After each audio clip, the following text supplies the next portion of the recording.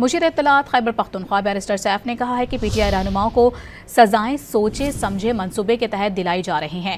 جھوٹے مقدمات میں سزائیں دلوانا تحریک کو کمزور کرنے کی ناکام کوشش ہے۔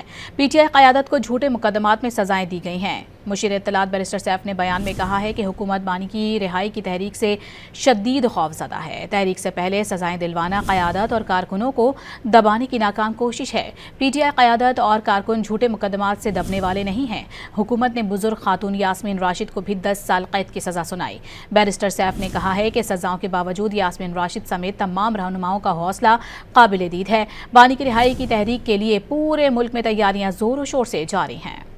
پی ٹی آئی قیادت اور کارکن جھوٹے مقدمات سے دبنے والے نہیں ہیں۔ حکومت نے بزرگ خاتون یاسمین راشد کو بھی 10 سال قید کی سزا سنائی۔ بیرسٹر سیف نے کہا ہے کہ سزاؤں کے باوجود یاسمین راشد سمیت تمام رہنماؤں کا حوصلہ قابل دید ہے۔ بانی کی رہائی کی تحریک کے لیے پورے ملک میں تیاریاں زور و شور سے جاری ہیں۔